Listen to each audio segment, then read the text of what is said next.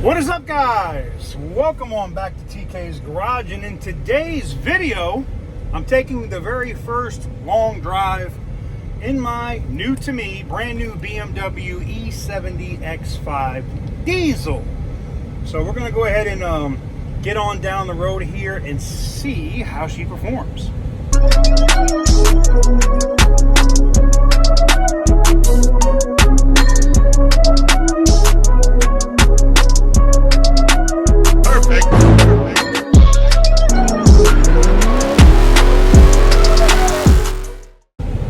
Alright guys, welcome on back to TK's Garage, and in today's video we're just taking the X5 on initial drive, and I'm going to talk about some of the things that it actually needs.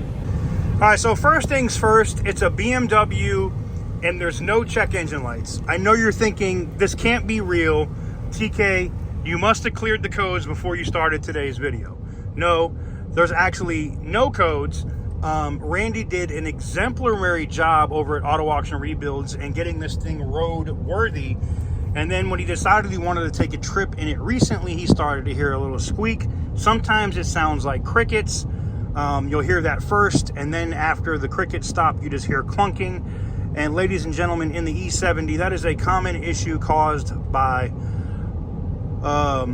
strut mounts. It's a common issue in these. I mean, I had one. If you guys have been on my channel for a long time, you guys might remember the white E70 that I got after the E53. And basically what I did, which I know is not a proper fix, was I shoved shop rags around the strut mount on both sides, and I drove it like that for a friggin' year. Oh, hear that little squeak? That little squeak? That side is starting to fail, where it's just starting to rub on the metal. But that little squeaking sound that you hear is literally just the strut mount. It's the metal on metal from the strut mount. The struts are probably perfectly fine. Strut mount repair is about 300 bucks. It might cost me like 600 bucks to do both sides, something like that. And then this thing will be perfect, literally perfect. There's nothing else wrong with the car. All the lights work. The halos are great. Everything in this car works perfectly. The radio, the sunroof, the mirrors, the seats, the interior is immaculate in this thing. And oh, by the way, it's a diesel. And that little rattle you're hearing, that is literally just a strut mount rattling. So with that said, we're going to get this thing up to where I'm staying for the evening. I'm going to stay at a hotel here in town. We'll talk a little bit more about this. Again, major shout out to Randy over Auto Auction Rebuilds. I'll leave a link to him in the description down below. But you know, that is the one thing with being a dealer, is you get to buy things. You can do wholesale, and you know, buying cars and being able to do stuff wholesale is just awesome. I absolutely love it. There's just nothing like it. But with that said, we're going to keep it moving and get on down the road. I just wanted to get this in while I still had daylight and get an initial impression on drive.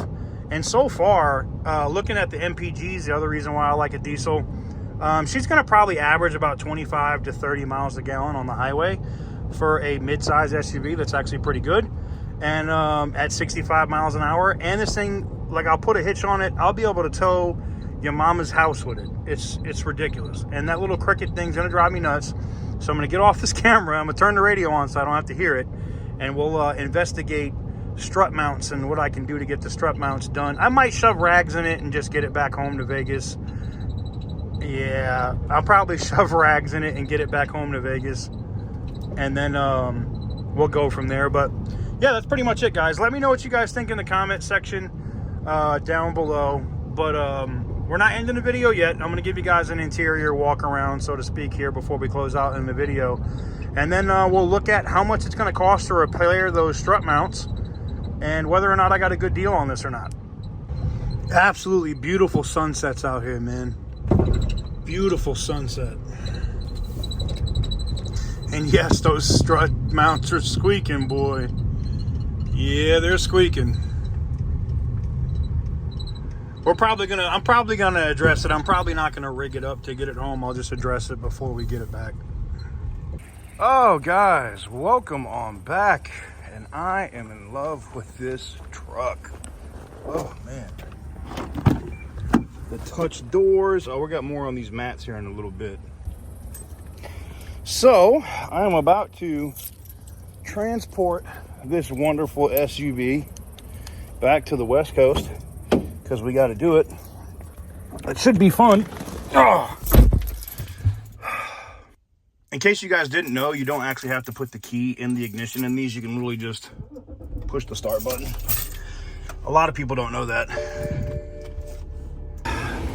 Opening that sunroof, boy, to get that beautiful, beautiful sun view. I just like having that big, giant panoramic roof.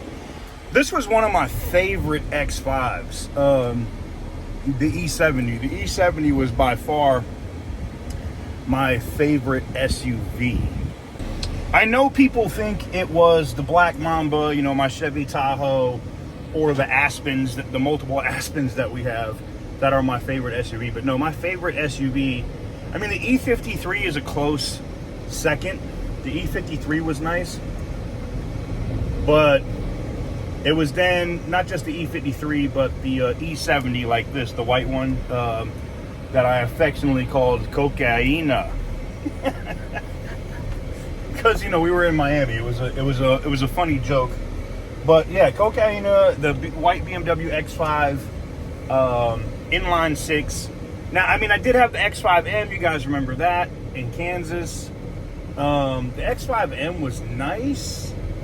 It was nice. But I don't know, man. It's just, like I said, I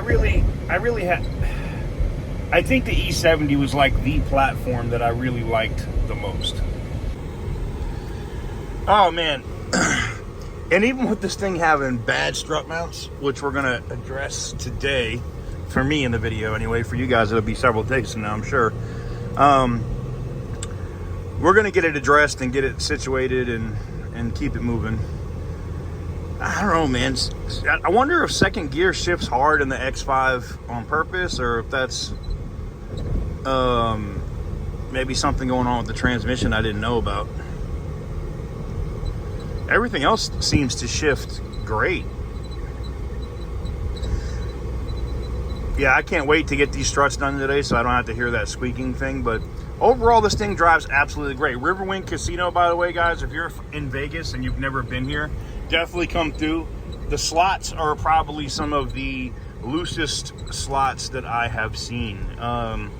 You know, day one I left up like 1,200. Day two I gave like 500 of that back, so is what it is.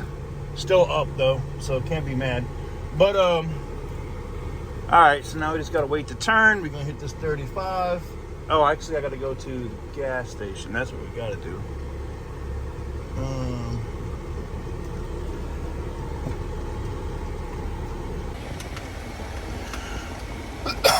Damn. So, initial thoughts and impressions. Am I enjoying the truck? Yes. Do I feel like I got a great deal on the truck? Yeah. I mean, this is the one thing about being a wholesale dealer is, you know, you get to buy things at wholesale. Randy could have taxed me on it. He didn't. So I literally got it, you know, I got it for a really good price. So, now I just got to address a couple of things. We're going to address the strut mounts just by replacing the entire, I went the wrong way.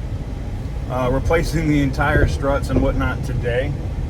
And then, yeah, we'll be in much better shape. Let me go ahead and get this thing configured and we'll come back here because this video is turning out to be a mess and it don't need to be that. So let me go ahead and get this situated. So that's where we're at with it. We got a lot of stuff to do. Like, there's a lot of little things I want to address on this. Like, I got to inject some stuff into the windshield where it has chips to save this stock windshield because there's no sense of replacing it. Plus the BMW windshield for this is outrageous, by the way. I need to do an update on it so I have Bluetooth functionality for the phones and stuff so I can play my music and not have to plug it in. And what else? What else do I need to do on this damn thing? That's pretty much it. I contemplated putting the X5M body kit on this thing. I contemplated that, but the issue I'm having with that is then I also got to get the X5 rims and tires, and I probably should beef up the suspension if I'm going to do that. Now, if I want to make this thing fast, which, by the way, if you didn't know, these X5 diesels are Hellcat killers and track hawk killers. Laugh if you want, but they are. And it's as simple as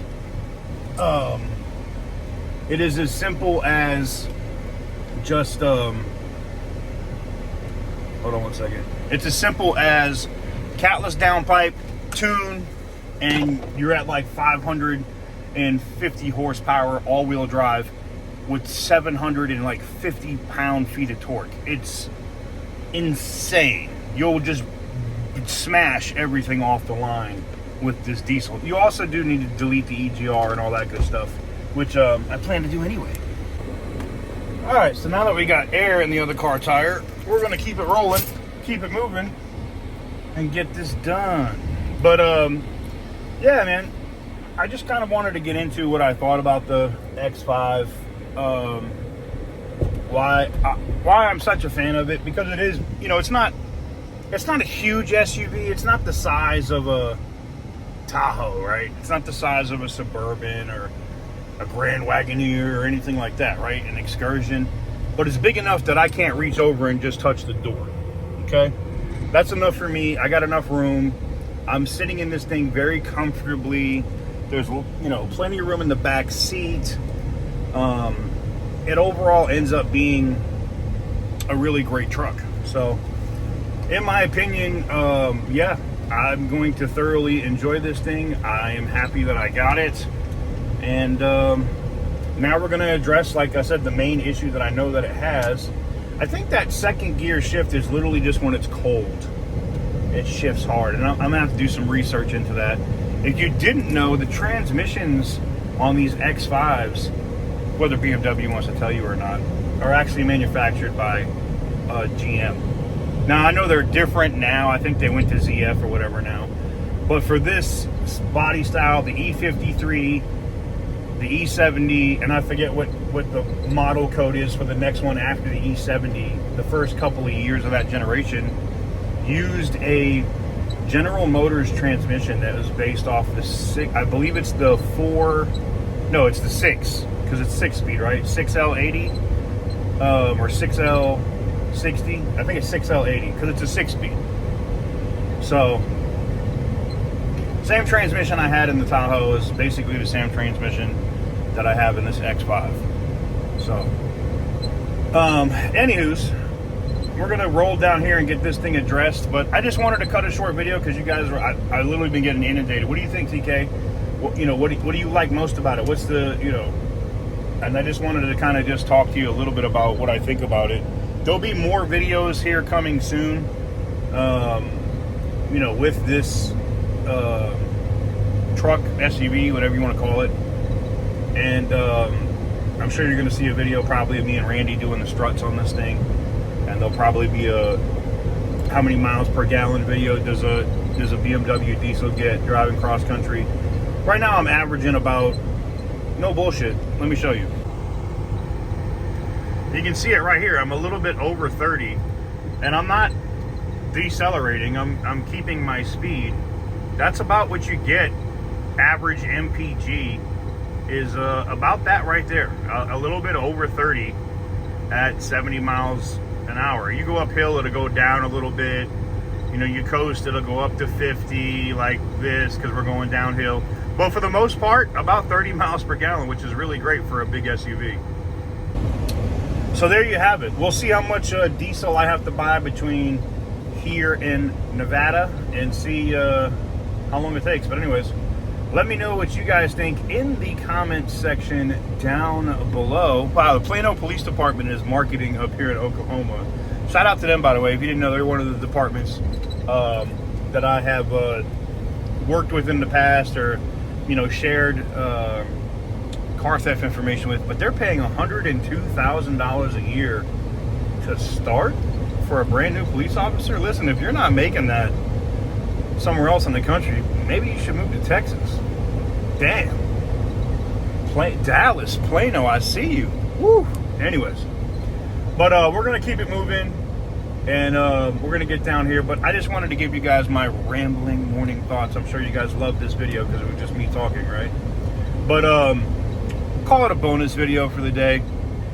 But I just wanted to give you guys a heads up and let you guys know what was going on. But let me know what you guys think in the comment section down below. Thank you guys very much for watching. If you like the X5, let me know in the comments. I know some people are pissed because I bought a BMW. You know, they saw, if you follow me on Instagram or TikTok, even TikTok specifically, I was live on TikTok. You guys saw me looking at that SRT8, which was like, it was a very good priced SRT8 Chrysler 300, and I almost bought it, but there were just some red flags for me.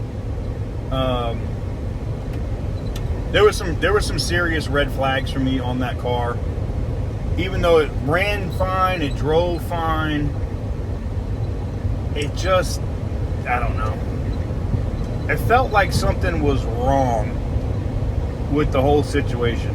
And you know, like, no disrespect to that guy, or no disrespect, you know, I just, nah. Anyways, thank you guys very much for watching. I truly appreciate it. Stay tuned. There'll be more videos on this car coming soon. Peace.